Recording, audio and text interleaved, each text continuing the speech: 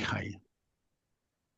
Hello, good evening, everybody, and welcome to this Independent Socialists in Wellingborough meeting on the theme of For the Earth to Live, which is the title of a book by Allan Todd with a foreword by Julia Steinberger. We're very privileged that Julie's been able to join us. Unfortunately, Allan hasn't joined us, and I haven't been able to find out why. He was very enthusiastic about this meeting, so I'm a little bit concerned, really, that he hasn't joined us. But I'm sure we'll find after the meeting what went wrong. Or he may join us during the course of the meeting, which I hope. I mean, just for the sake of introductions, I mean, Allan, who's written the book, is a member of Anti-Capitalist Resistance and Extinction Rebellion, North Lakes in Cumbria, and is an eco-socialist. He's been involved in lots of campaigns in and around Cumbria, the anti-fracking campaign, campaigns to stop the reopening of a new coal mine, and is also, in a wider sense, been involved in political activity around anti-fascism, and fighting for a better world, basically, an eco-socialist world, I think he would describe it. He was a teacher, exam workshop leader, and a senior examiner of 20th century modern history. And he lectured in modern European and world history for the extramural boards of Cambridge University and the University of East Anglia. So I know that Allan's very proud of this book, and I know he's also delighted to get Professor Julia Steinberger to do a foreword for it. Now, Professor Julia Steinberger may need less introduction, which is pretty well known. If you Google Julia or look on her Wikipedia profile, it goes on for pages, and I feel rather inadequate in trying to summarise that. But what I will say is that she's a professor of ecological economics at the University of Lausanne, not to be confused with Lucerne. It's the University of it's in Switzerland, but apparently it confuses the tourists as well as me. Allan's just arrived, so let me admit him to the meeting. She studies the relationships between the use of resources and the performance of societies. She's an author of the Intergovernmental Panel on Climate Change, the IPCC Sixth Assessment Report, and contributed to the report's discussion on climate change mitigation. She in the past has supported the campaigns of Greta Thunberg and the school strike for climate change. And she was one of 238 academics who called for the European Union to limit economic growth and instead promote stability and well-being. So I very much welcome Julia, and Julia's going to kick off because Allan's only just arrived. Welcome, Allan. We were getting a little bit worried about why you hadn't arrived. I was having a real problem to connect. I don't know why, but anyway, I'm here now. You're here now, everybody. Well, if you're, I mean, if you're willing to talk about the book, if you're ready, then I'm ready. Yeah, you're the guest of honor. You're the star. Yeah. No, I think you're the guest of honor, Julia. Well, Allan, if you want to kick off and talk about the book, yeah, and I've already done, as you heard, as you came in, done the introductions. Then Julie will come in and talk about the foreword and some observations about the book, and then we'll start discussion and Q&A. What have you, and at some point, as convenient, we'll have a 10-minute break and then come back for further discussion. I don't intend to speak for the full 20 minutes that we talked about, but did you play the music? No, I haven't, because you hadn't arrived. I was a little. Oh, sorry. Do you want me to play the music? Just a very quick blast. Let me try it. Yeah. I've got to kind of share the screen, and it is not something I normally do, but let me give it a bash. Yeah, not a huge problem if you can't. No, it's here somewhere. Let's. Is that it? Oh no, Bella Chow we're looking for, aren't we? Yeah, that's right. Yeah.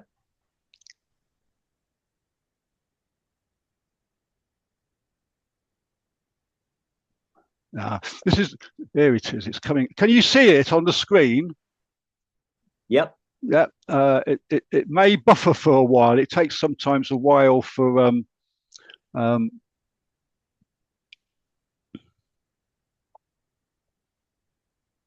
mm.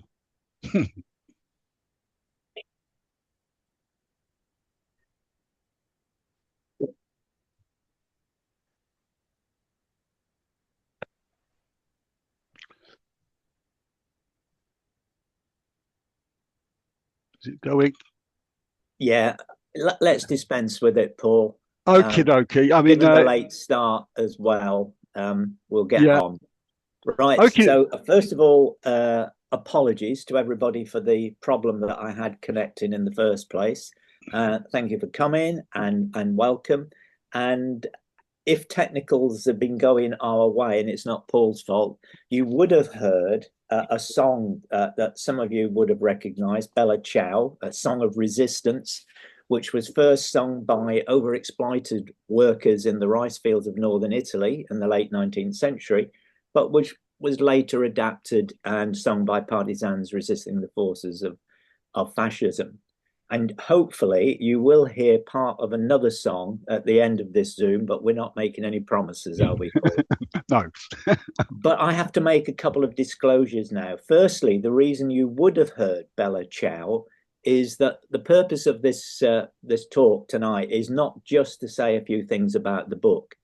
Today's event, like the book itself, is also about encouraging effective mass civil resistance, which means that in today's UK, where you can be sent to prison for 5 years just for attending a Zoom meeting, we're all at risk of arrest now, probably. To help build that mass resistance, I'm not taking any royalties from the sale of the book. All the profits instead go to building resistance campaigns. And as part of that, I also donated the fee I got for talking about the book at Keswick's recent literary festival to XR North Lakes. The other disclosure that I need to make is about the language you will hear. I am afraid this talk contains several offensive words, including some beginning with F or C, though probably not the ones you're thinking of.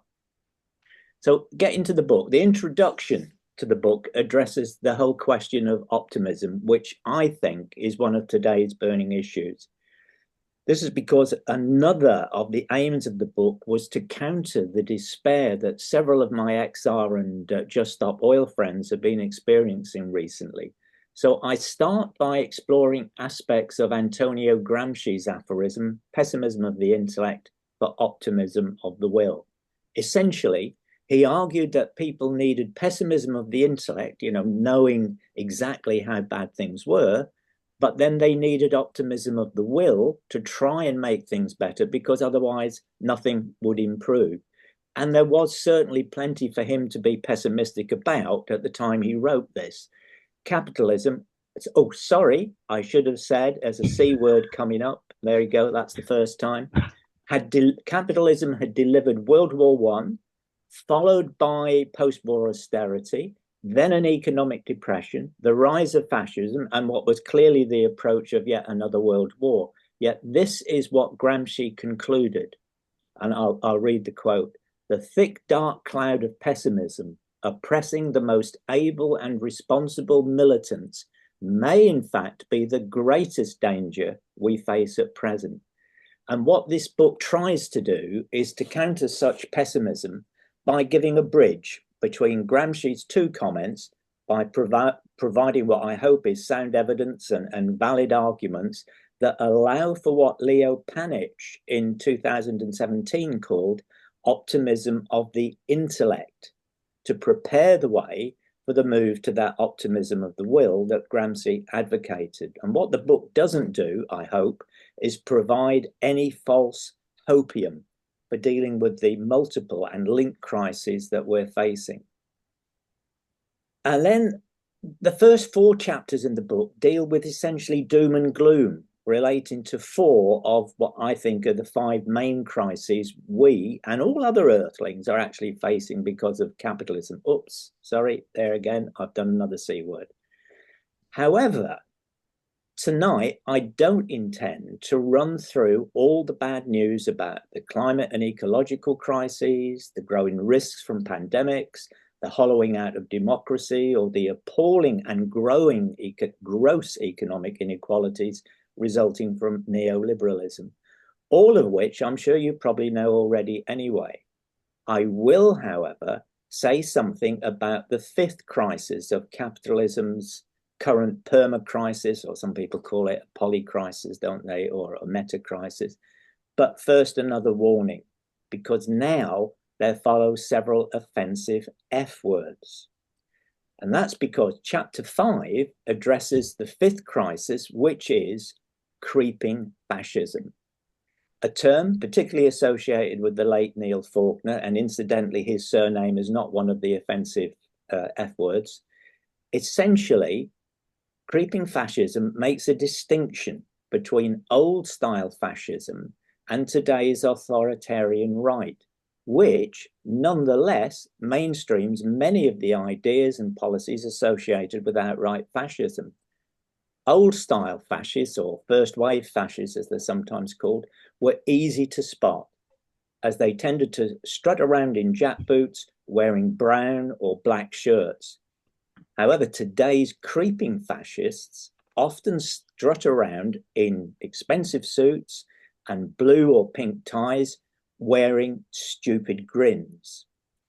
Recently, the way that neoliberalism has hollowed out our democracy has produced a very worrying political trend. Significant sections of young people, particularly young males, previously often much more left-wing than older demographics, have begun to turn to the far right and even to outright fascists. In last year's European Parliament elections, large numbers of young people voted for such far-right parties, while in the UK, in a survey published January this year, showed that 20% or just over of young people now prefer the idea of a strong leader and no elections over what they actually perceive to be democracy.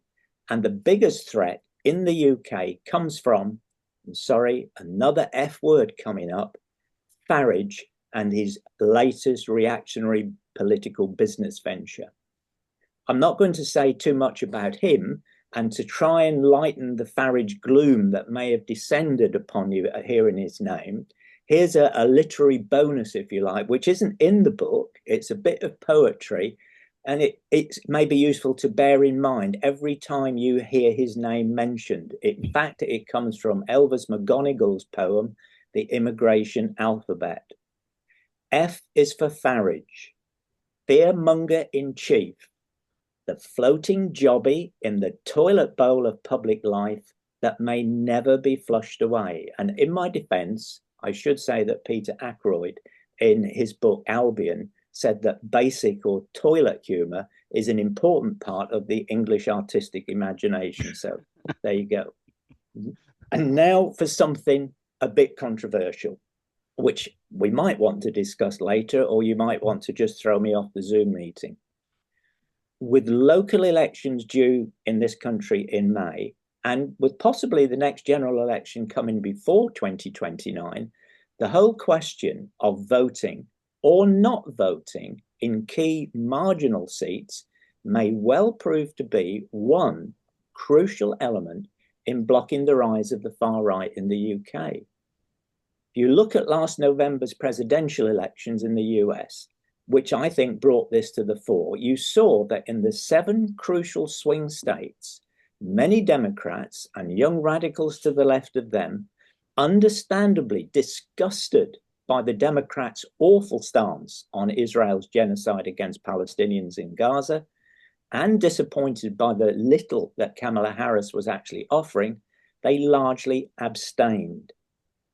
What they, the rest of the US, and the world got was Trump. Yet in 2020, when such young people turned out in force to vote in those swing states, they got rid of Trump. So perhaps there's a useful lesson to take from those 2 elections. Rebecca Solnit has said in relation to such seats, voting isn't a Valentine, it's a chess move. And sure, Starmer's version of New Labour is very and increasingly disappointing on a number of key issues. We just had the spring statement. But with opinion polls regularly putting Farage's political abomination on similar percentages as Labour and the Tories, surely in marginal seats, it's better to vote for the lesser evil of a Labour candidate if there isn't a credible left candidate to stop Reform UK winning than it is to run the risk by abstaining of ending up with a Badenoch-Farage, or even worse, a Farage-Badenoch coalition. I would say the key word there is lesser. But for those of you still with mixed feelings about voting for a lesser evil, it may be instructive to look back at the history of Germany in the early 1930s.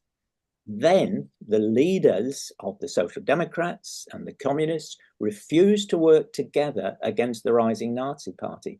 The Communists even argued that the Social Democrats were social fascists and therefore a bigger threat than Hitler and the Nazis. Trotsky, however, argued strongly for a united front against fascism, and at the end of 1931 warned the German Communist Party thus: should fascism come to power, it will ride over your skulls and spines like a terrific tank. Your salvation lies in merciless struggle, and only a fighting unity with the social democratic workers can bring victory. Make haste, worker communists. You have very little time left. However, the leaderships of those two parties ignored his warnings, and as the saying goes, the rest is history. After looking at that, there are then 3 chapters that deal with why we're in such a mess. Essentially, it's because, and here's a spoiler alert, it's because of capitalism. And then the book finally starts to deal with the good news.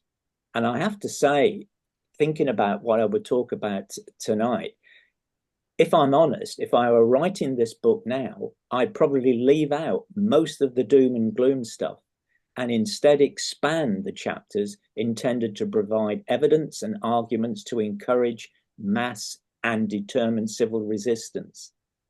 Because the first thing to hold on to in the midst of all the shit that all Earthlings are currently in is that there have been and are successful examples of humans living in greater harmony with nature. These come from past and present indigenous societies, and they can also be found in various commons-based communities, some of which have been so successful that they have lasted for centuries. The whole concept of the tragedy of the commons is just another capitalist myth. And such examples show that we can get to a better world. Although, of course, the first step to get into such a better world is to believe we are entitled to such a world. And we are. And we can get there if we successfully push, in particular, for transitional reforms that, at one and the same time, offer immediate improvements and weaken the existing system and help us build that better world. Just one example, there are others in the book, but the fee and dividend scheme proposed by James Hansen. You have a carbon tax imposed on the polluters, which is then paid out to families to help them transition to cleaner energy, while taxpayers' subsidies are taken from the fossil fuel companies to be spent on producing that cleaner and cheaper renewable energy. I have to say, I really don't understand why the left generally hasn't taken up this proposal more vigorously. However, ultimately, to get and to keep such a better world, we really are going to need system change, or what's known as revolution. Hence, the title of chapter 11 is We Say We Want a Revolution, which some of you will recognize is taken from the Beatles' song, Revolution. As the subtitle of the book indicates, I don't know if you've seen it or can see it. Is it visible? No idea. But as the subtitle of this book indicates, I believe the best chance of getting such a change to an ecologically sustainable and a socially just society comes from eco-socialism. And if there's anybody here tonight who's unfamiliar with this concept, here's a brief definition written by Michael Lowy some 10 years ago. The central premise of eco-socialism, already suggested by the term itself, is that non-ecological socialism is a dead end, and a non-socialist ecology cannot confront the present ecological crisis.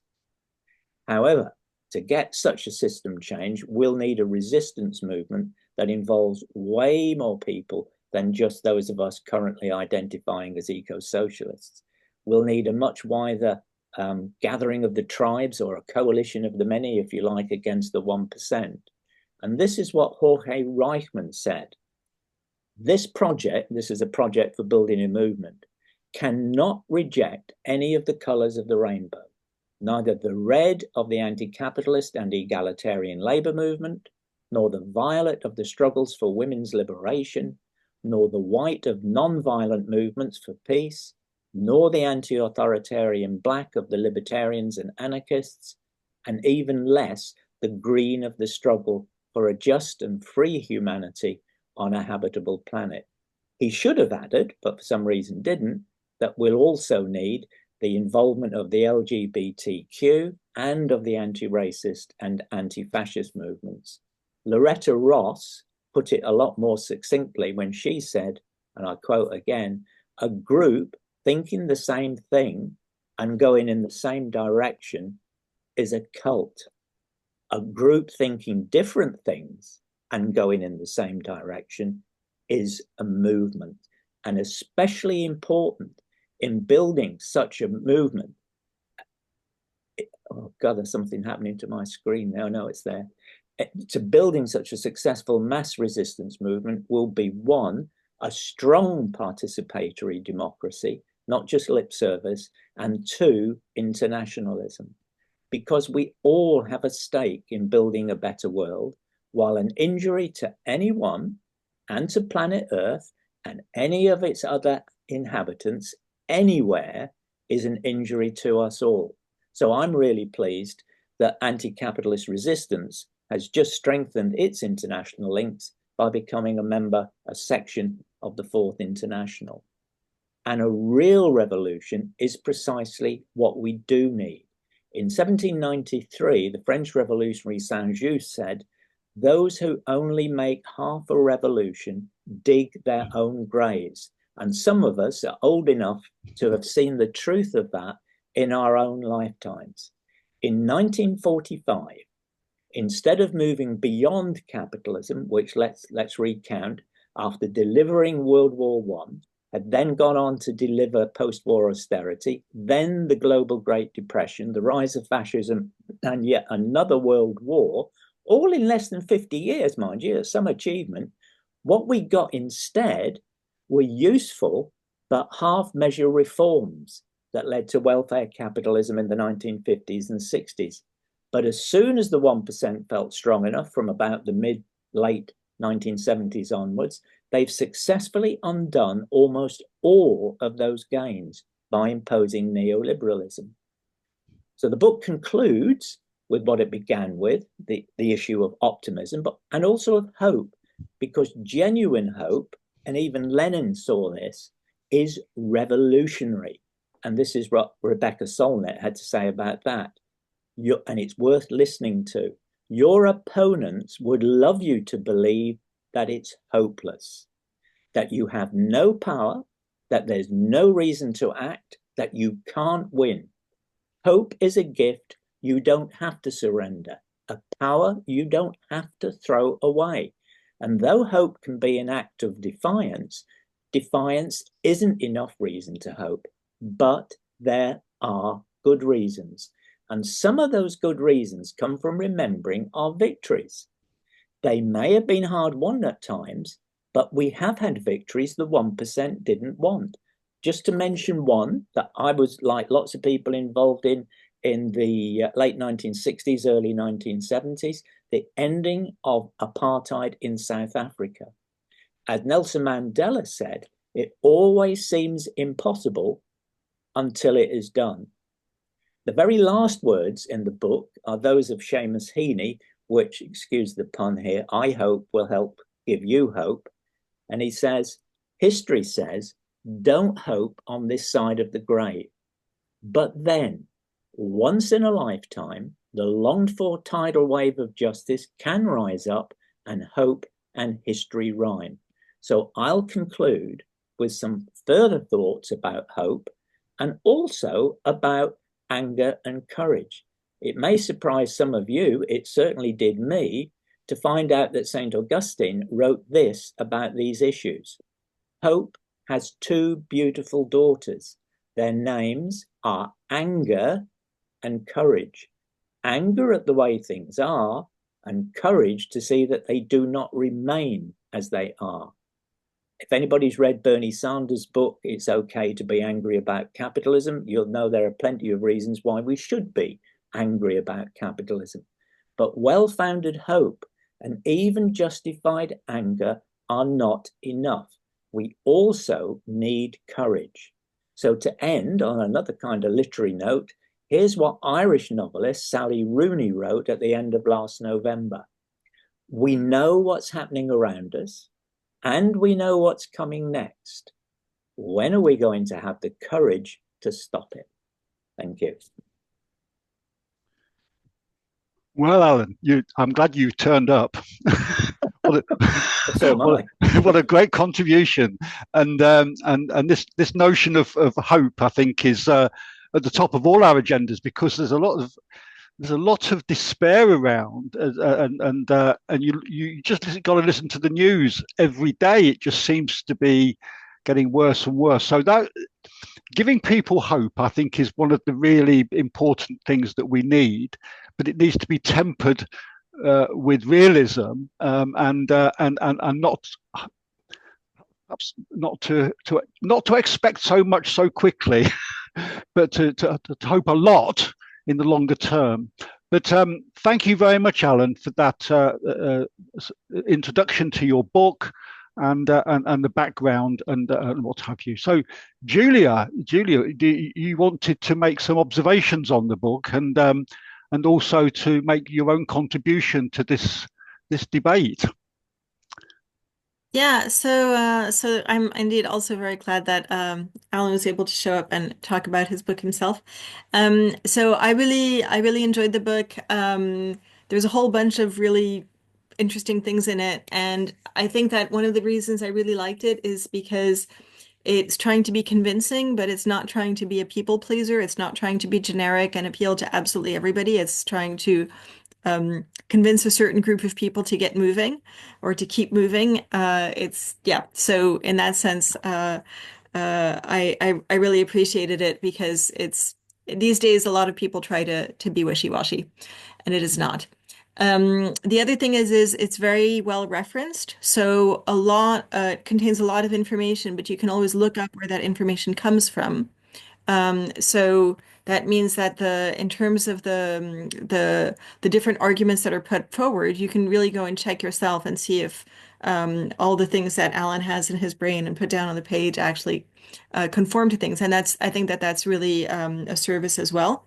I particularly liked the actually so.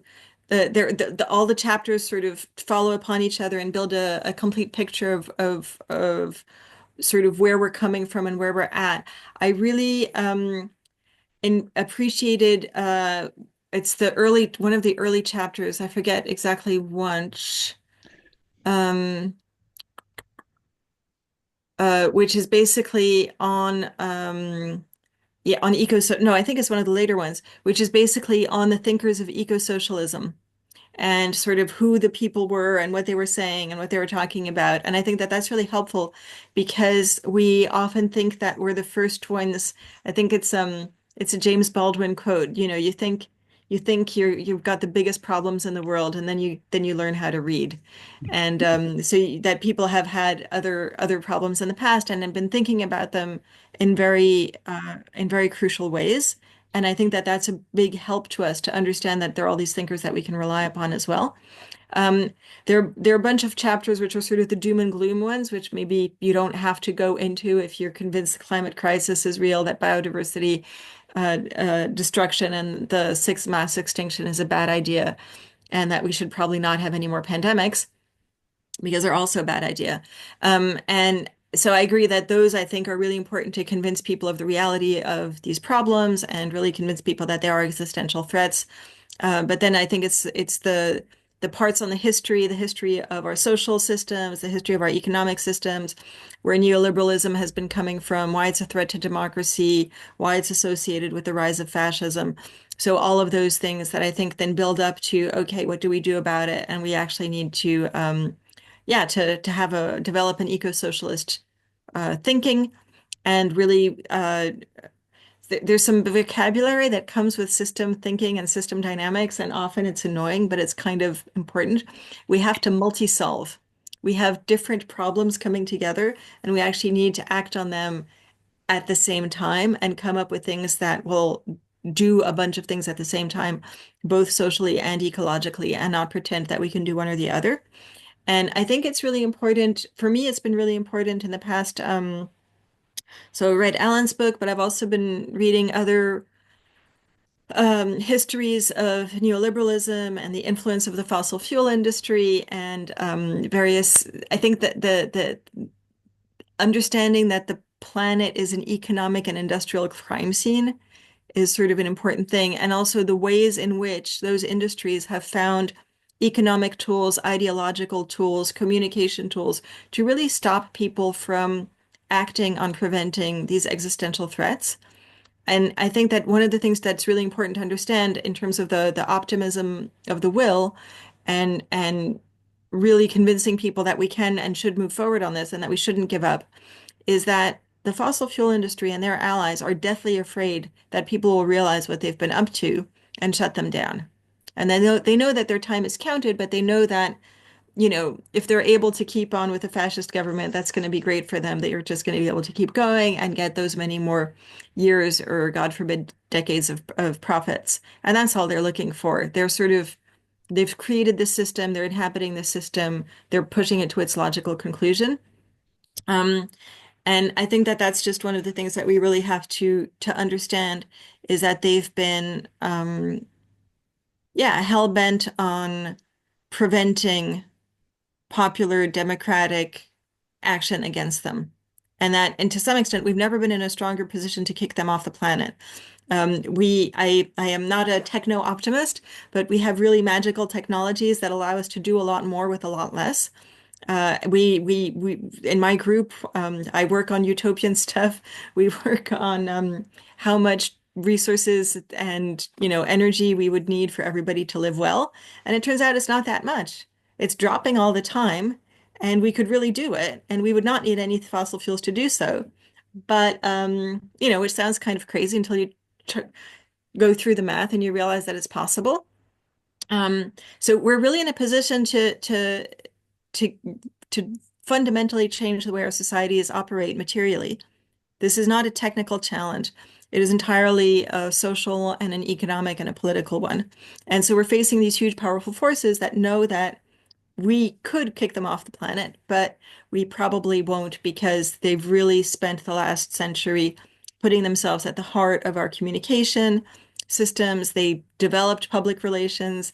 They grew up with the advertising industry and Edward Bernays and all of that stuff.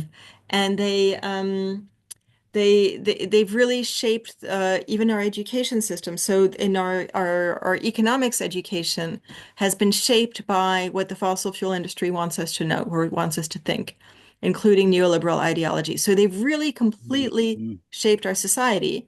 And that means, and this is not a conspiracy, there's endless evidence of this. They've not been particularly secretive about it, actually. It's all been happening pretty much in plain sight.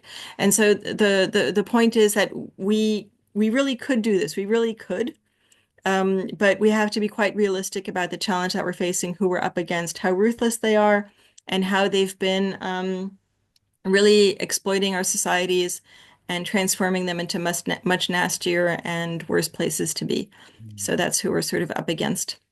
And yeah, so I guess the other thing I should say is that with Trump, one of the things that's quite important to understand is that we're facing um, a combination. It's sort of an unholy marriage of horrors between the fossil fuel industry and the Heritage Foundation, which is these big neoliberal think tanks funded by the Koch brothers. So the Heritage Foundation is the one behind Project 2025, which is being put into play right now, sort of the takeover of the federal government, and the tech brothers, the far right billionaire Elon Musk, Peter Thiel.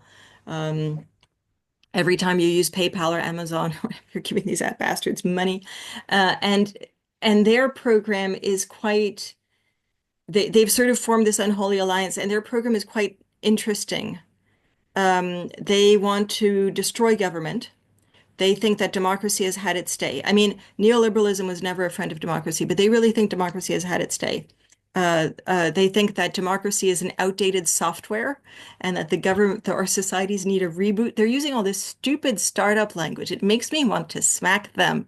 They are such idiots Nerds. running around destroying the world doing this stuff. But they really believe this, and so and they're using technological tools to do so. So, for instance, the reason they're pushing cryptocurrency is because that's a way to bypass taxation and it's a way to increase corruption. So you basically get rid of all regulation. The government doesn't know what's going on. It's all hidden, and you can't tax anything. And also, you can also use it to sort of, funnel money into the pockets of the politicians you want to. And so they really think that cryptocurrency is a way to completely destroy the capacity of governments to govern and of society, democratic societies to function. The reason they have AI, so that's to discipline government. And the other thing they're doing is pushing AI as another technology, because that's a way to punish the workforce. So that's a way that they see to just sort of like, they don't care if it's going to work or not. It's just an excuse to lay off lots of people and, discipline labor. And so between the two of those, they basically are creating the conditions where they can be the pharaoh gods, monarchs, absolute rulers of this new miserable society. And that's fun. And that's sort of their program, and that's what they're doing and implementing. So it's just important to know that we're seeing this new element coming in and sort of joining with the old forces of evil, which is really not what we needed at this point in time. Thank you very much, Julia.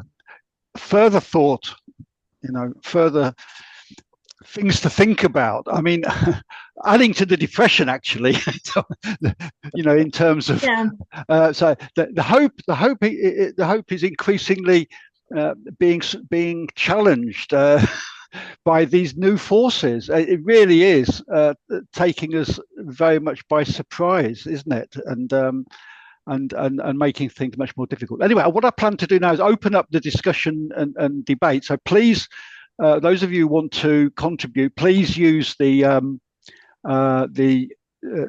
React button at the bottom of your screen and click on raise hand. So if you want to do that, those that want to speak, please indicate now. And I will choose you as soon as possible. Richard Jackson's got his hand up first. Hi, Richard. Yeah. Hi, thank you. It was very enlightening and very, I particularly like the start of your presentation, talking about dear old Gramsci, who was a good mate of mine when I was in my earlier trot years. And it's nice to hear his name being banded around and the modern prince. What I think we've not probably touched on in as much detail as perhaps we should do is the rise of militarism. You've got Caroline Lucas applauding the idea of raising defence expenditure. We've got, everybody across the political spectrum is saying now that raising the amount of money of GDP for defence is just acceptable at the expense of welfare, poor people, communities, the disabled, the vulnerable. And this is a new departure in terms of understanding how labour movements have ever presented themselves, that they're all accepting the idea that we should all sacrifice our general everyday needs for the sake of this concept of defence, which is actually about state militarisation. And I don't know what the answer is to that, because almost everybody thinks it's necessary. There's this concept of the nation state needs to be defending itself.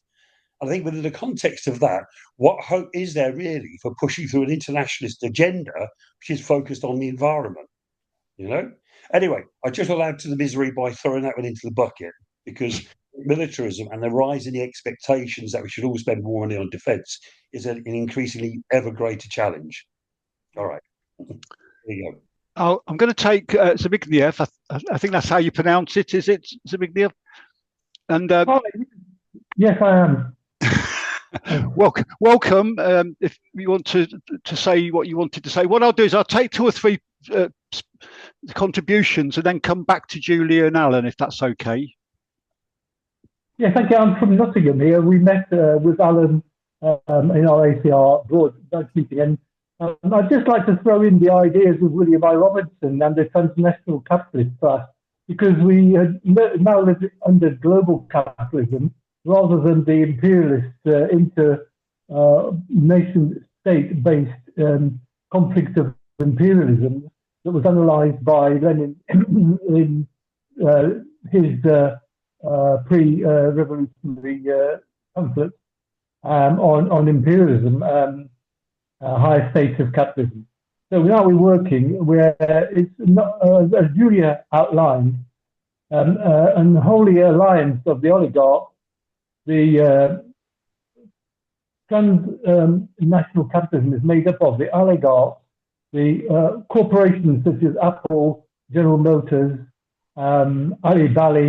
Alibaba, etc., in China, where they all are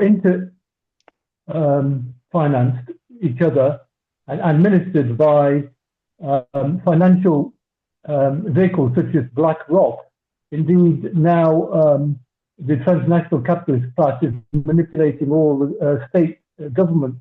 And just a recent example, the new chancellor of the German Republic that won the election is an ex-employee of BlackRock in Europe section. And so that's how capitalism has now changed from the old imperialism. And so you can't actually say that the Chinese state-owned enterprises are actually consistent with a so-called capitalism with Chinese aspects, because, or even a socialism as a capitalist, as some of the campists call it, because they are also vastly invested by capitalism from the Western Europe, from the US, in Chinese companies. So the whole thing is into all production in China is financed. Apple is not a US company corporation and things like this. So that's why we have the opportunity of the conflicts, such as where the working class is now part of a world united proletariat. Thank you. Thank you. Hi, La. Hi there. Hi there. Yeah, well, my name's Allan. I use La sometimes on various formats. Fascinating talk and forward too. We've heard quite a lot about how bad things are.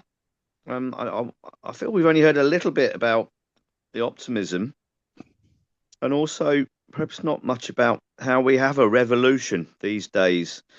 I can imagine if we rushed to parliaments and managed to take it over, they'd just have Zoom meetings at home and just let us have parliament if they couldn't get us out, or just fill the building full of tear gas or whatever until we choked and came out or died.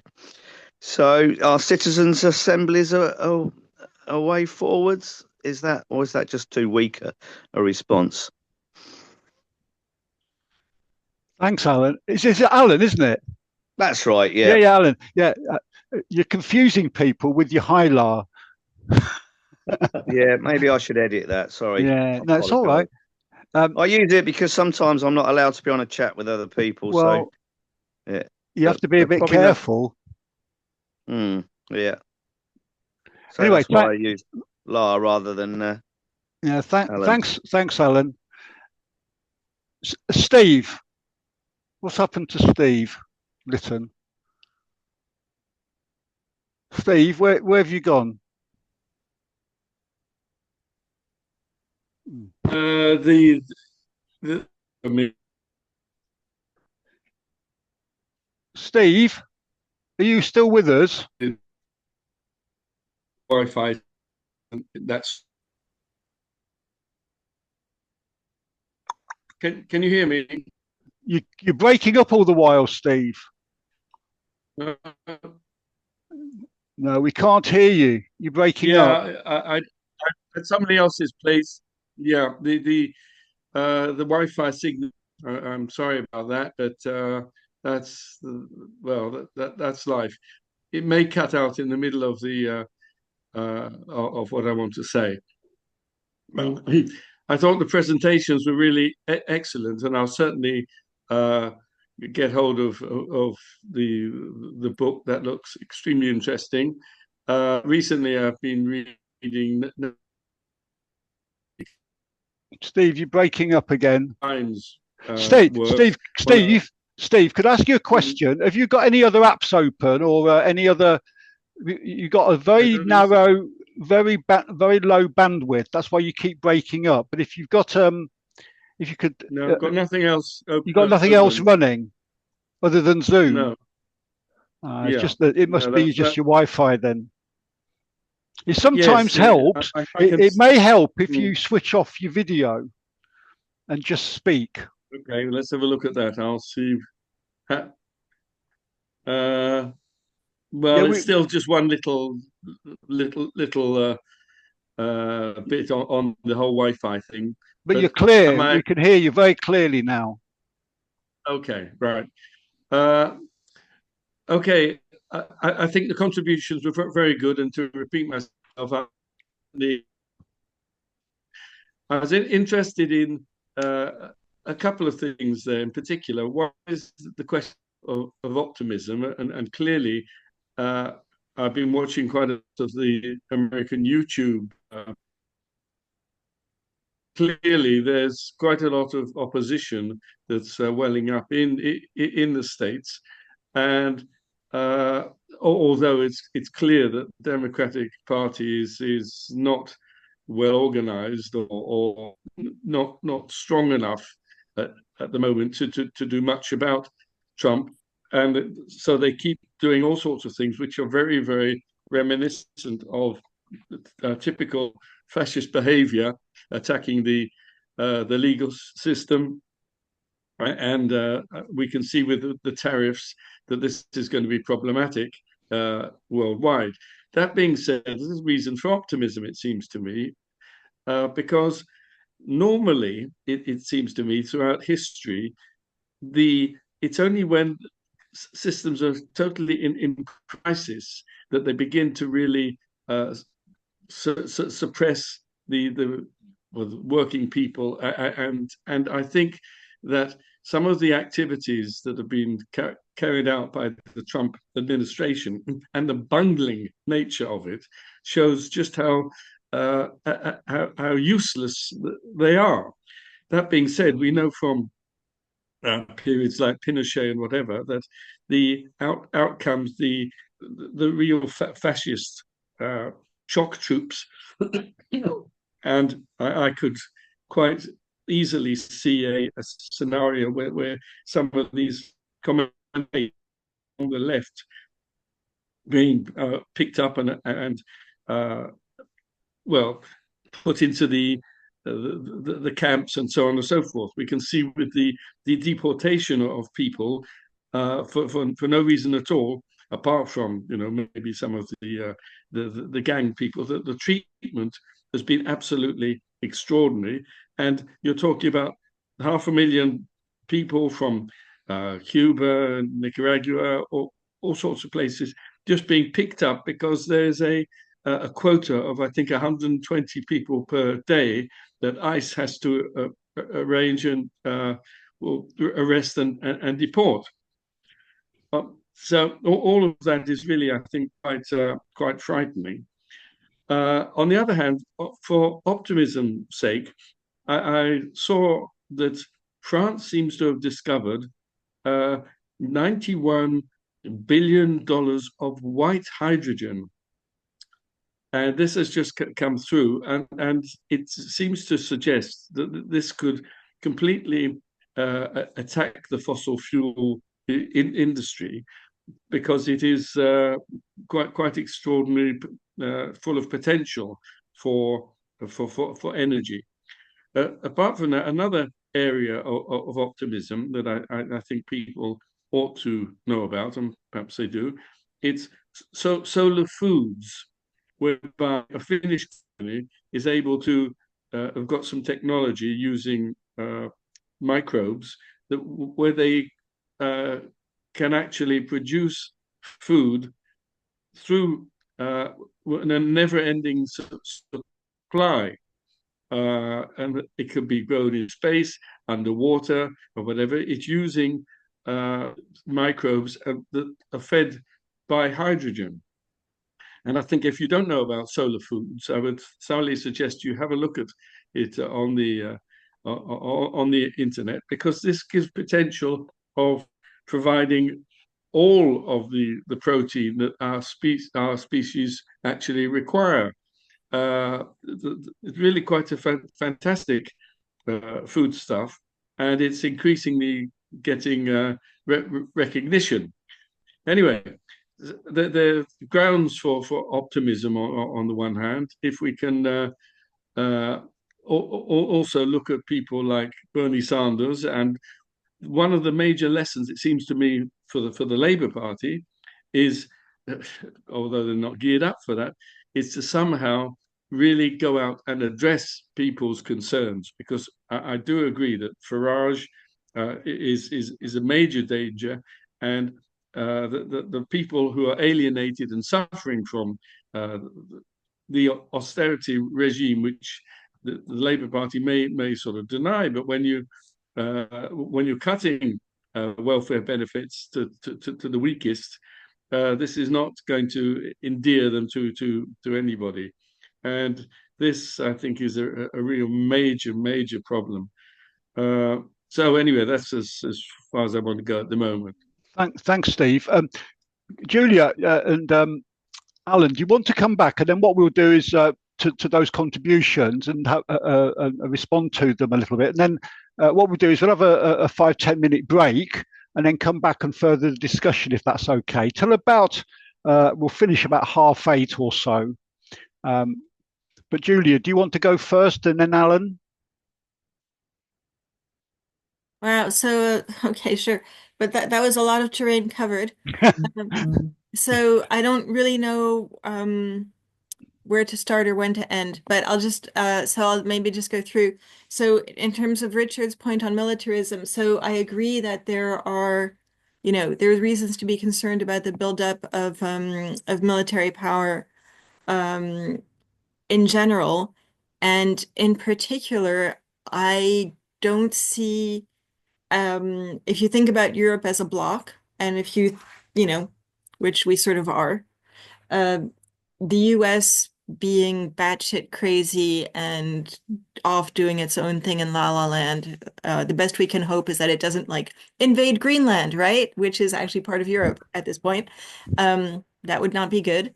They're definitely talking about it. And you've got Russia on the other side, which is, invading a sovereign country and causing lots of death and destruction.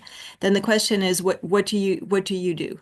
And so to some extent, whatever we do is not necessarily free. It is also constrained by what the neighbors are doing. And yes, an arms race is a bad idea, but I think that also being sitting ducks is also a bad idea. And honestly, I am not an expert here, but it just seems like it's a really terribly shitty situation. And that self-reliance, I think that this idea of economic and security self-reliance becomes a really important one. And that means certain things for industry. I think that industrial self-reliance is also really important.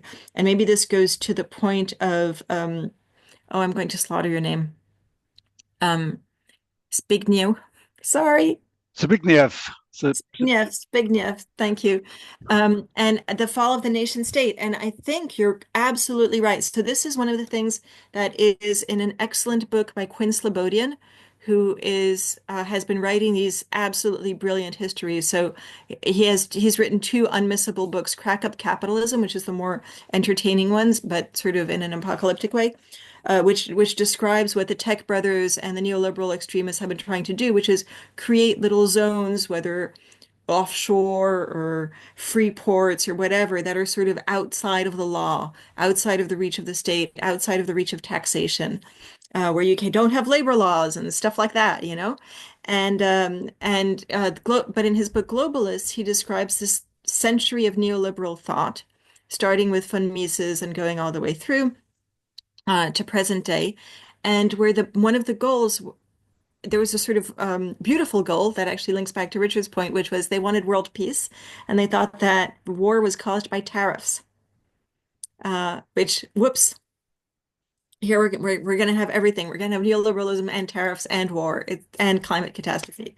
It's not a good combination. But they really wanted to eliminate the power of the nation state, and the way that they finally were able to do that, and this is something that I still don't think that we've grasped the magnitude of it, is that they were able to do that by developing this World Trade Organization. It's a post-colonial structure that protects enterprise and investment at the expense of national sovereignty, which makes it incredibly hard to do things like regulate and expropriate, which is we need to be on an absolute expropriation tear. And this ISDS tribunal system basically destroys national sovereignty. And so the whole point of the neoliberal project was that national politics could only be cultural and the real economics would be international. And sadly, that is the case. We are in a situation where we have this international economics that is directing our politics, and our national politics is actually quite cosmetic in comparison with the power of these tribunals and the multinational companies that they serve. And I think that this idea of relocalizing military production is terrible, but relocalizing production in general is great. And so having, trying and very much aligned with sort of both ecological and social goals. And that's something that we should be doing. Which brings me to Allan. So where is the optimism? I think that the optimism is that the enemies that we're facing, the opponents, are extremely afraid of us. They're extremely afraid of sunlight. They're extremely afraid of people knowing what they are up to, what they've been up to. They're really terrified. They've really been in charge of the communicative sphere. They're doing really bad things, and they're just these terrified bullies. And so we need to learn how to fight them. And I think that one of the things I would really love to see, and this is something that Allan talks a bit about in the book, is we need strategy. We need to be thinking carefully about what we're up against in order to be able to fight it effectively. And there's a really nice concept from, two lovely Marxists, Cox and Nielsen. They have a book, We Make Our Own History, where they don't never, the book is fine, whatever. They describe that we're social movements from below, and we're trying to disrupt social movements from above. So we need to understand the constellation of powerful figures, their interests, their fracture points, in order to dismantle them. We need to be thinking about them strategically, not just as structures, not just as forces, not just as systems. We need to be thinking about like who they are, and we need to mess them up. And do that in a precise way and not in a general way. And so I think this idea of democracy and citizens' assemblies and all of that is really important, but we need to be doing training. We need to be letting people know as much as we can what they're actually up against in order to give them the tools to counter it. So I think that that's one point I would say. Steve, you were talking about how Trump is bungling and terrible and incompetent. That doesn't matter. They want to be destructive. They actually have a philosophy of being incompetent and destructive. It's the Silicon Valley move fast and break things. They're doing that. It's part of their reboot of a whole country. They're replacing the democracy software with a different software. This is their plan. This is their program, and they're doing it fantastically. And they're disrupting things. And their goal, Steve Bannon is an accelerationist, right? His goal is to destroy things fast so that people are disorientated and can't deal. And they're doing that fairly effectively. So I think we just need to not respond shock by shock, but understand what the plan is so that we also have our own plan. And in terms of I hadn't heard about the hydrogen in France, so that's kind of cool. I did not realize that that was a thing. So thanks for letting me know about that. In terms of the solar food, I don't know if this is the same thing as protein fermentation. That I didn't have time to check. I sort of went down the rabbit hole of the um, the white hydrogen in France, but I think it's probably similar, whatever it is. And so the idea is that there is a way there do have technologies and ways of producing protein and food that are mostly not entirely liberated from soil. You need to make a bit of sugar to feed the microbes. And I think that this is great and it's going to be the future. And I do think it's the next thing since fire.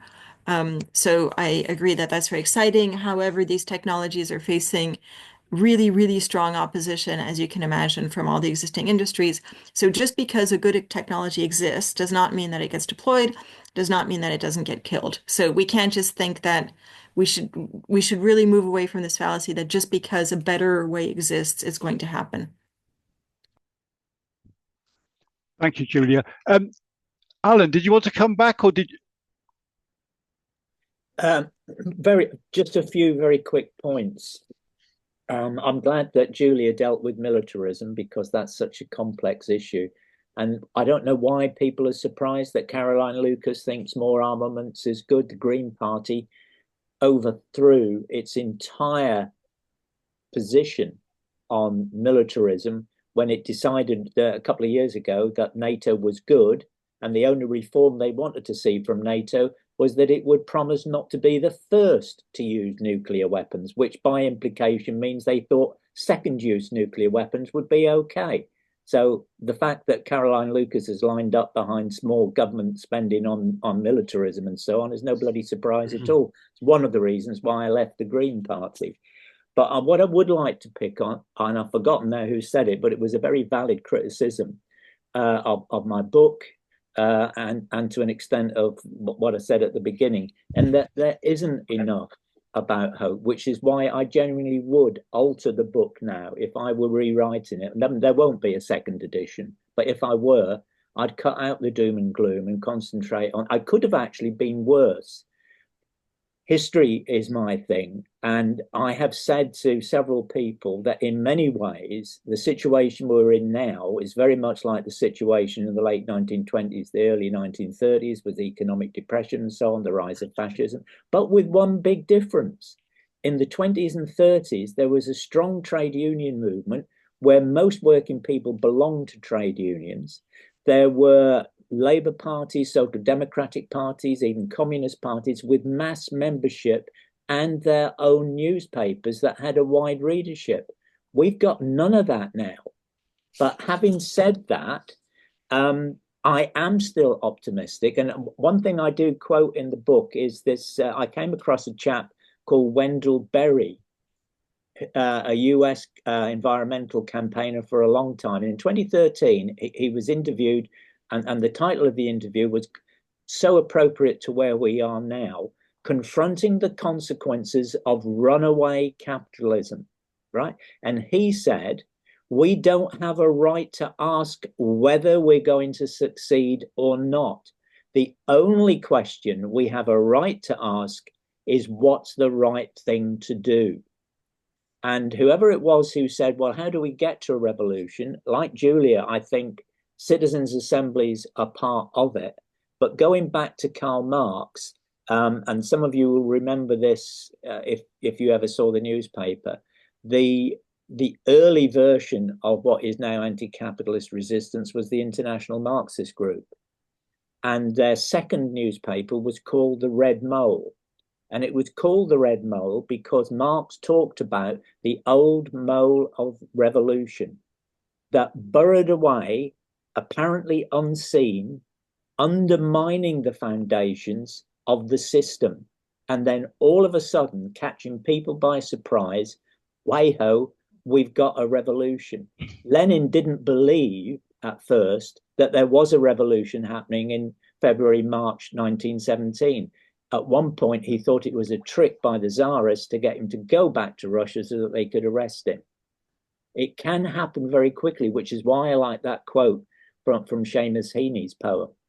But what I would say, where I am hopeful, is that I think, as dire as the situation is that we're in here in the UK and globally, in the UK, I don't think there has been a better opportunity to build a radical left, broad mass movement party well to the left of the Labour Party than there has been for a long time. I think it's better than when Corbyn tried in 2017. There are an awful lot of people now putting pressure on Corbyn to say, pull your finger out and at long last announce a launch with others of a broad left party to the left of Labour. And one of the things that I'm particularly interested in, just recently, I don't know how many people have seen it, Just Stop Oil are rethinking their strategy. They're no longer pushing for blocking streets, getting people arrested, throwing soup on pictures and all this kind of stuff. They are calling for a big attendance in Parliament Square on Saturday, the 26th of April. And if you look at the emails they've been sending, the most encouraging thing for me, having been involved with XR right from the very beginning in 2018, is that they recognize the need for a revolution, which they did not do when they began. And they have listed virtually all of the 5 main crises that we're facing now, including the rise of the far right and creeping fascists like Farage and his lot.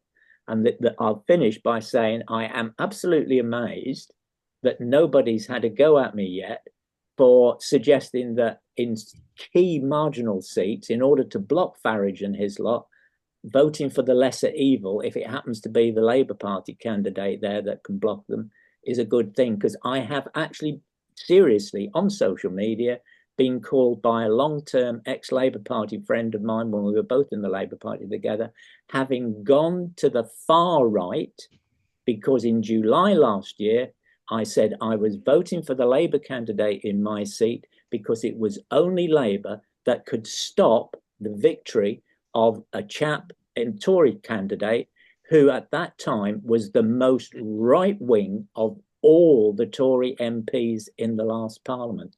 And because I said I'm voting to block what was essentially a creeping fascist, he actually said openly, so that my friends could see, Allan, I never thought you would move to the far right.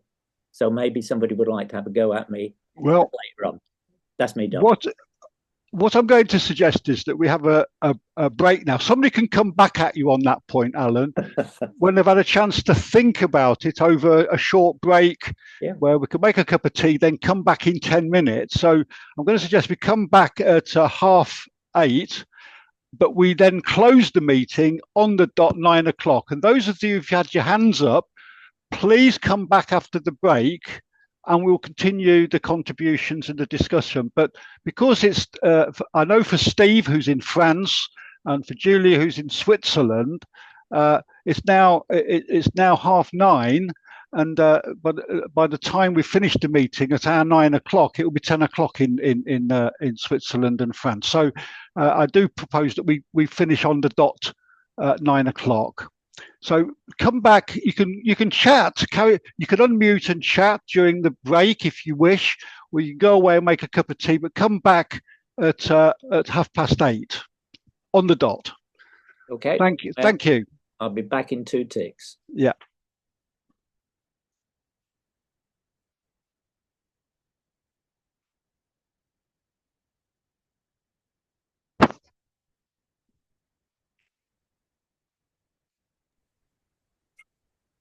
Karen, can you?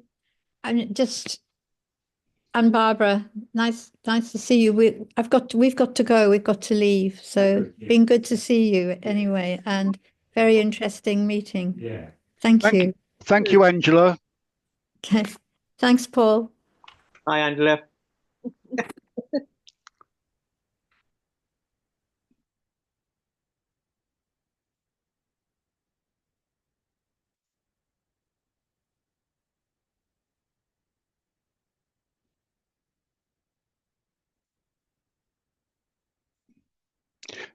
People are slowly drifting away. There's only 12 people on the call now. There was 17 at one point, so we may finish before 9. I think. What's people's thoughts that we perhaps? It's been such a good discussion. Can you hear me, Derek and Karen and Sue? What do you think? Everybody else seems to have disappeared.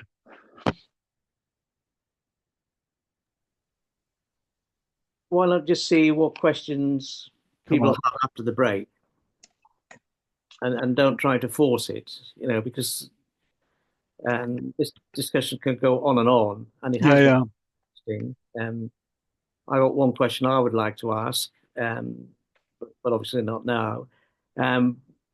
Just see what the reaction is. Okay.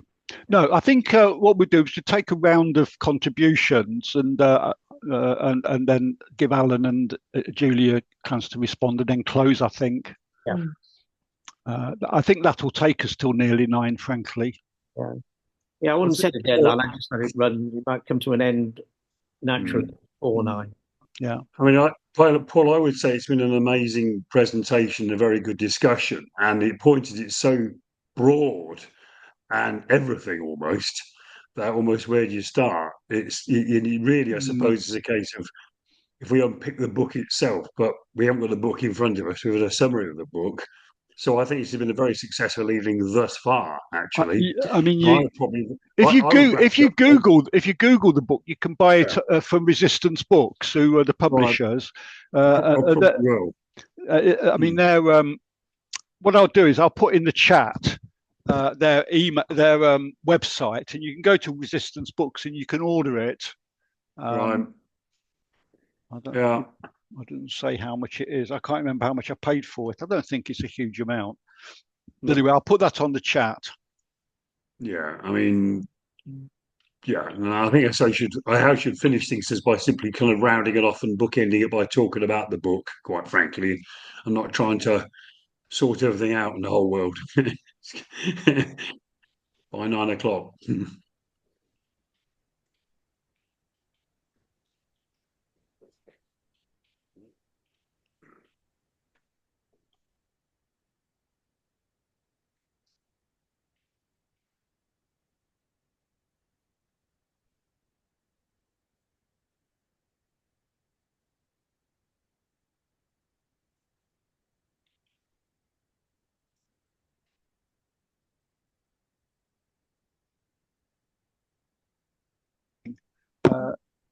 Yeah. Welcome back, everybody, after the short break that we've just had. Steve, I noticed that you've got your hand up. If you want to, I think you want to perhaps continue a point you made before the break. But okay, there are a number of them. First of all, Allan, I do agree with you. In fact, at the on the question of voting tactically. And in fact, that's what I was happy to do the last elections in Wellingborough, because having been out of England, well, Britain for over 15 years, our right to vote was incredibly reinstated just before the Wellingborough vote, and I was able to vote, which, having suffered the Brexit business and had my voting rights taken away as a European in the local elections, and having no vote in the UK, I was feeling rather disenfranchised. Anyway, so that's why I voted for the Labour Party, for fear of not getting. Sorry, can you hear me? Yeah, I can, Steve. I was just going to correct you. I mean, you appointed me as your proxy, so you haven't got a clue how I voted for you. Well, I did ask you to vote. Let's put it that way. And I assume, with the long-standing relationship we've had over the years of trust and affection, that you would have done what I and Chris asked. And anyway, I did actually, Steve, but I was just yes, of course you did, because it's a secret ballot. You have no way of knowing, really. But yeah, no, but I trust you, my friend. So there we are. It's well placed. I'd like to pick up a couple of the points that were raised.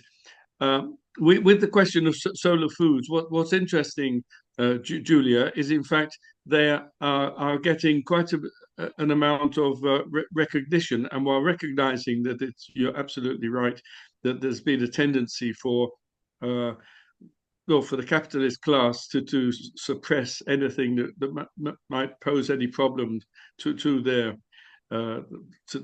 success. This one here seems to be getting some kind of recognition, and as I say, it's really quite extraordinary, and it is well worth looking and getting the periodic boost when they send you an update of how they're progressing.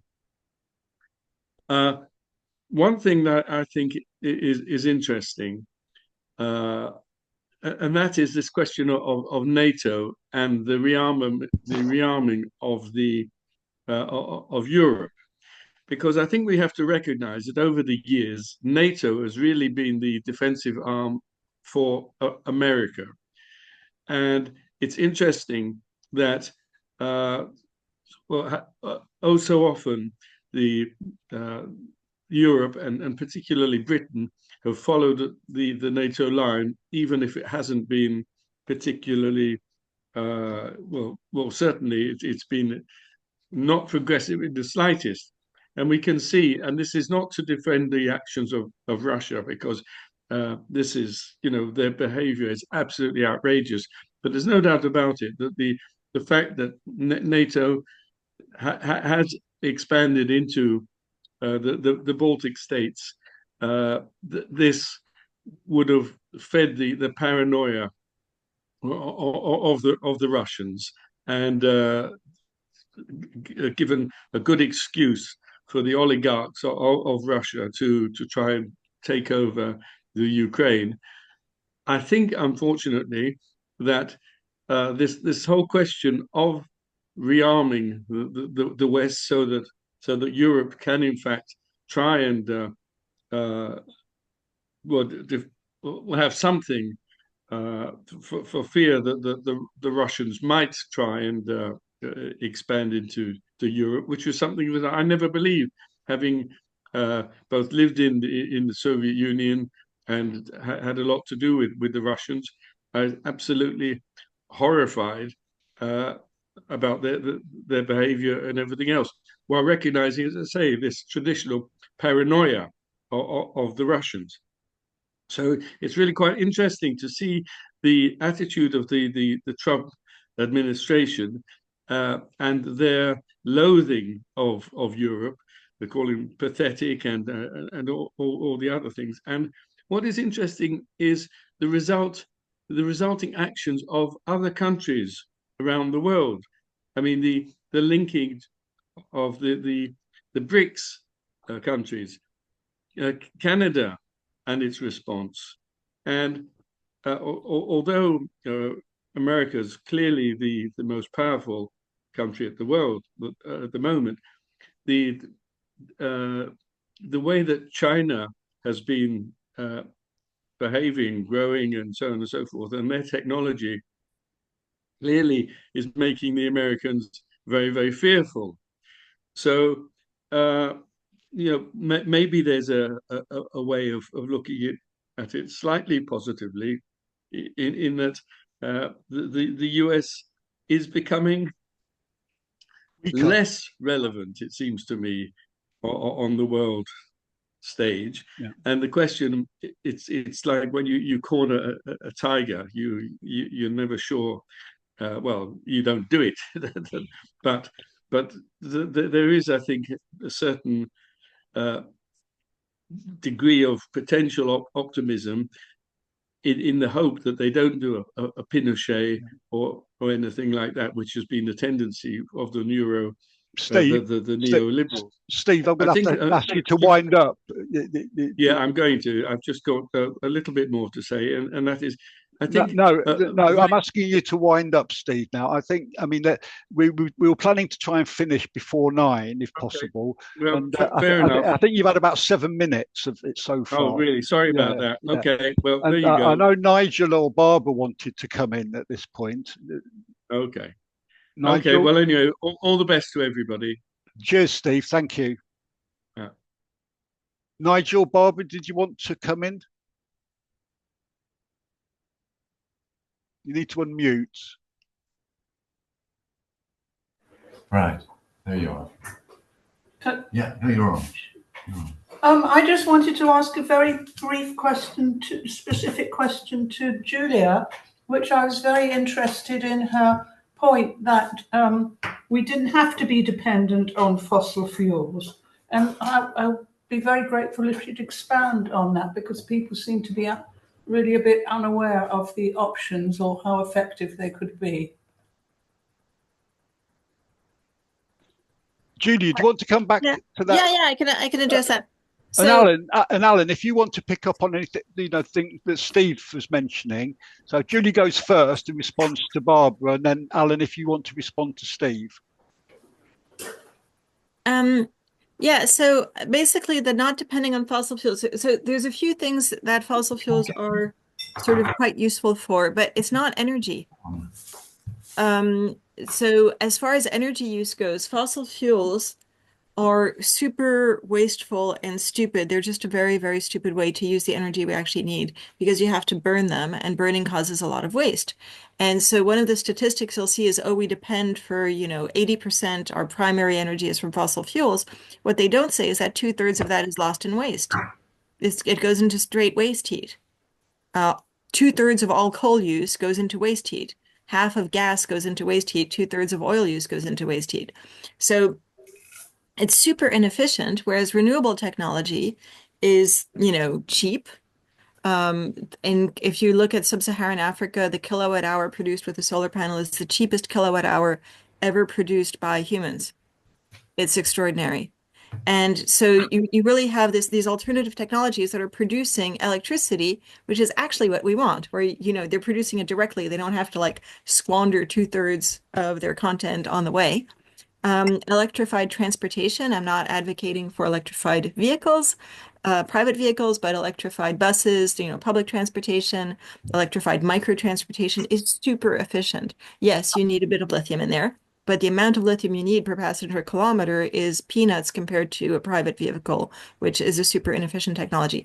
So we have these really efficient technologies, both on the production side and on the use side. Induction stoves are a magical technology. You use 1/3 of the energy or 1/4 of the energy to heat your food. It's just great. Heat pumps, you actually make more energy than you use for heat and for cooling. So we have all these options, and we're also able to, we know much more about efficient provision of, so not just production and provision and use. We have all these systems that we understand quite well now.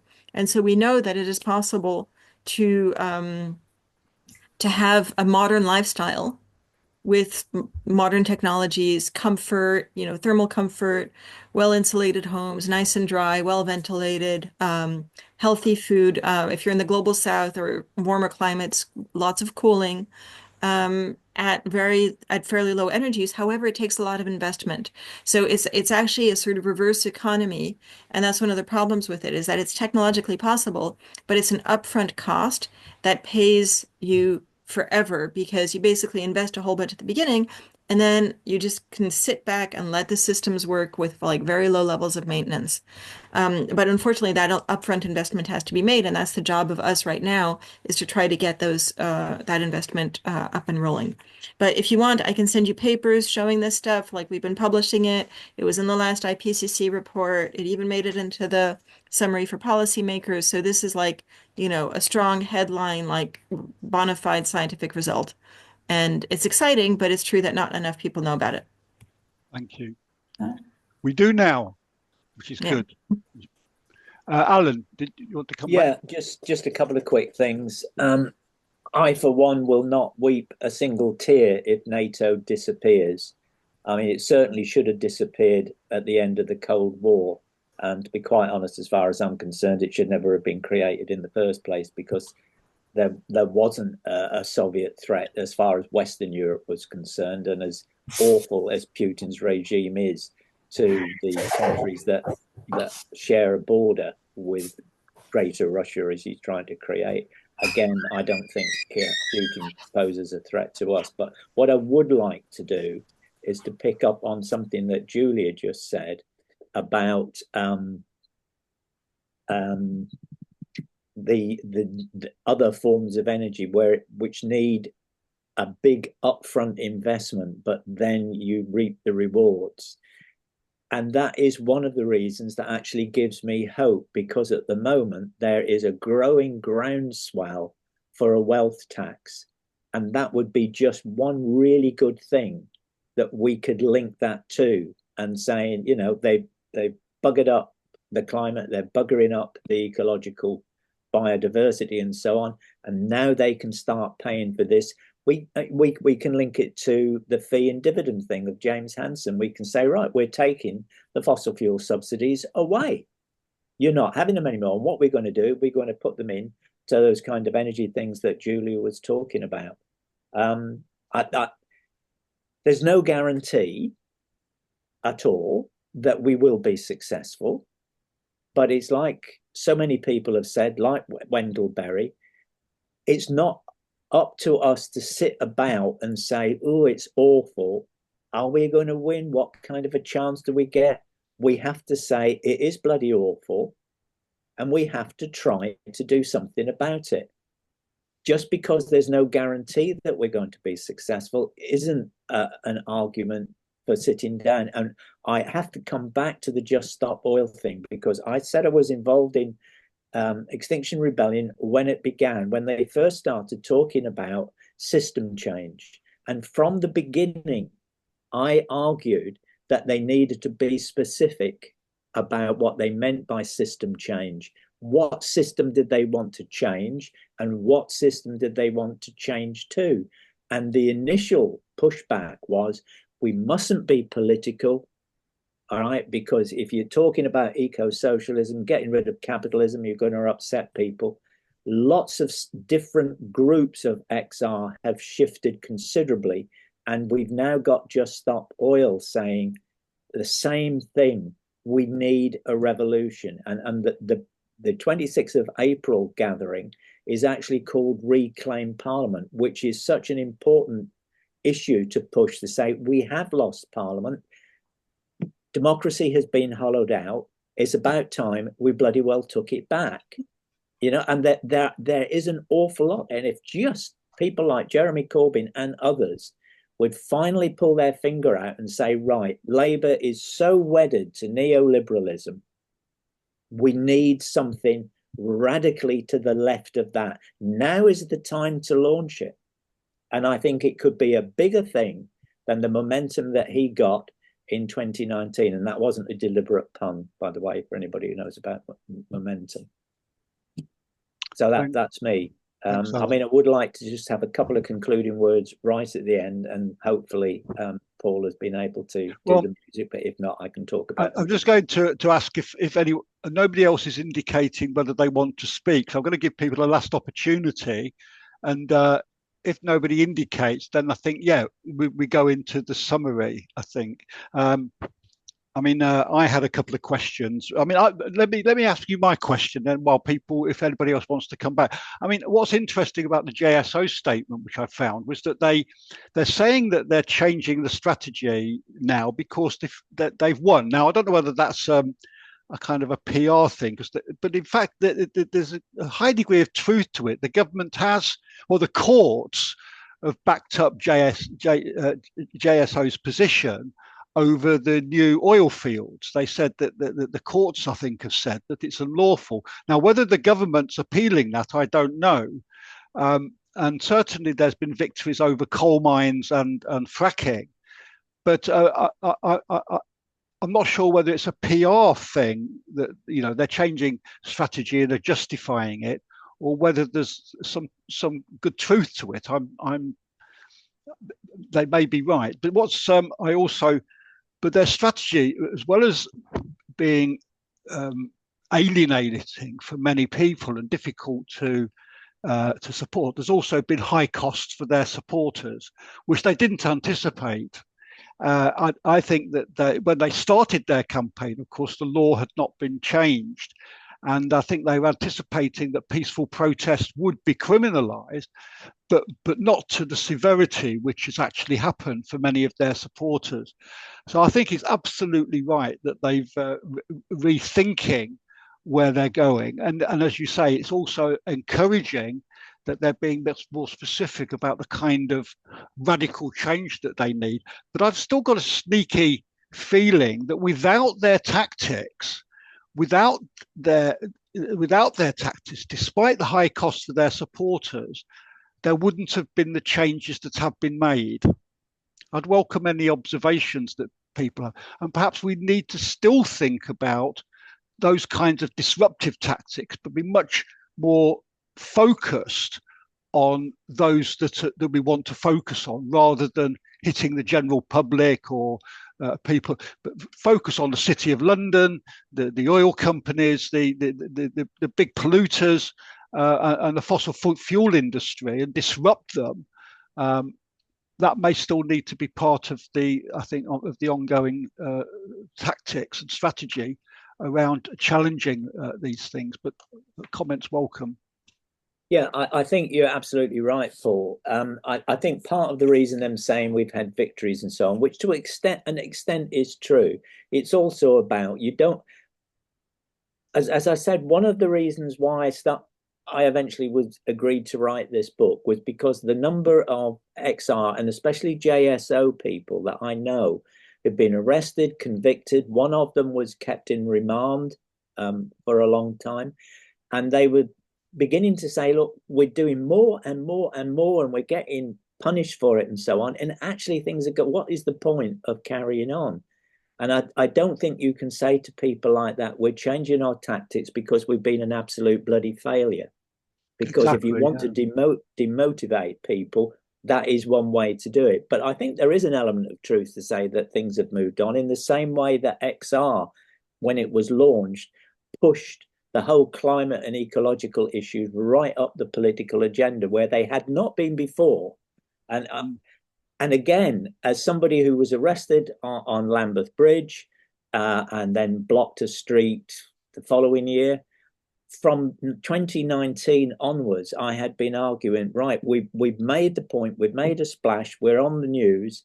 Now is the time to hit the bloody guilty people. Go for the corporations, the banks, the insurance society. If you're in Manchester on the 15th of May, there's another national meeting of the insurers and brokers and so on in Manchester, and XR are going to turn up. They did it last year, and I was part of that. There wasn't any kind of an attempt to arrest, but there was lots of engagement. And I just think you have to suck it up how bad it is. You have to suck up defeats and disappointments, because it's like a chess game in many ways, which not just the voting, but all of it. And little pawns moved here and moved there might be slow, but actually when you get to the end game, those pawns are hugely important. And it's the same with us. We have to go for whatever victories we can get and undermine and make the most of situations where people are so outraged by the Spring Statement, by the attack on disabled people and so on, that where before people were saying, let's have a wealth tax, and they're saying, oh, what's the point, blah, blah, blah, blah. And now a lot more people are taking on this whole idea of tax the 1%. I did a post that got quite a lot of likes where I quoted Dennis Healy when he said, tax the rich until the pips squeak. You know, there's anger out there. You need to tap it. Thank you. Allan, did you want to conclude with other remarks, or you have just to? Very, very, very. And then I'll invite Julia to say a few concluding words after you. Yep. Yeah. Well, basically, first of all, I want to thank Julia for making time, and I know what is a very, very busy schedule to come in, and thanks, Paul, for your chairing and so on. And as this Zoom comes to an end, eventually, hopefully, Paul will be playing another song of resistance, this time the Internationale, which I hope will inspire you and give you the courage to do something, or if you're already doing stuff, to do a bit more of it and maybe some extra stuff. And crucially, to try and encourage others to start getting active as well. And although we're not playing Billy Bragg's version of the International, he does, in his modern rewriting of it, has this line: for though they offer us concessions, change will not come from above. All right. We have to make it. We have to push for it. Every single thing that we've gained that's positive has been mass resistance, including law breaking and so on. And in the book, I quote one of my favorite groups. They're not big national. They're called The Faction. And they've got a song called Scared of Us. Right. And it's got the lines, we never got nothing till they were scared of us. And what I would say is, go forth, resist, and make the 1% so scared they start shitting bricks. That's me. Thank you.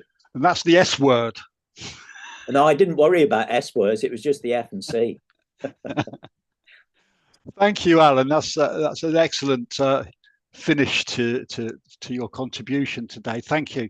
Julia, over to you. I hope you can finish with a joke as well, or a bit of poetry, or just it wasn't a joke. I meant it. Or sing as a song. All the songs are good. No, I think that this is one of the moments when it's really important to be able to decode what's going on around us, and it's really important to be able to try things. And I completely agree with Allan's points on, I have the same criticisms of XR. I loved it. I was part of it. I still consider myself part of it. There's not much going on here in Switzerland, but about you don't get arrested if you don't have to. Like there is no need for needless sacrifice. And I think that we just have to be strategic. And I know there's people from Latin America and Eastern Europe and other places where they face other challenges saying, don't do this stuff, be more creative, think differently. We don't even know what we're capable of yet, but it doesn't have to be reliving the civil rights. It doesn't have to be reliving this or that thing. We have to sort of think about how we can hurt them now. And we have lots of ways of hurting them, including not getting arrested, not being in jail. So I would definitely encourage people to do the kind of civil disobedience that is they don't care about putting us in the jail. They don't care about killing us. They don't care about any of that stuff. So we have to preserve ourselves and be a little bit more strategic here. I think excellent ending. Again, back to that hope thing. There are ways we can get them. And we need to keep finding imaginative ways, new ways to undermine, to act as the red mole, I think Allan spoke about, to act as that red mole undermining the system in imaginative and new ways without, I mean, I know people who have been very damaged by being in prison and what have you. And it's been very distressing for their families and wider communities to see people that are, so we should, the left has this tendency to love martyrs, don't we? And we also celebrate wonderful defeats. Let's reverse that. Let's celebrate victories, and let's have fewer martyrs. Certainly that have suffered. But on that note, let's conclude the meeting. And again, thank you, Allan. Thank you, Julia. And thank you, everybody that's come this evening. I'm now going to finish the recording and switch off. There will be a short business meeting of ISW, but very short. Are you not going to play the International? Oh, Allan. I'm going to try. It's yeah, all. Well, that's all we can ask. Sorry. For. Yeah. Let's try. There it is. Just a bit of an uplift. Can you see the screen? I can say it says, yeah. Now let's.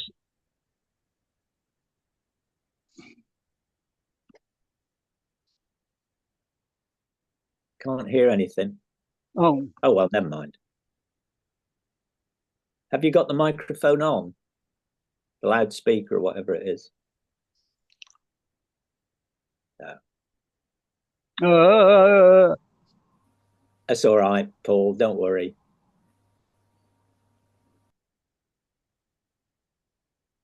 everybody knows the Internationale, so they can imagine it in their head as we all leave and get ready to resist even more tomorrow.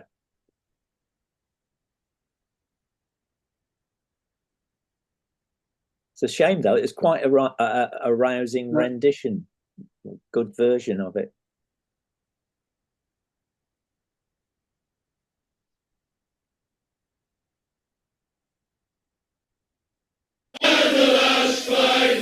Hey!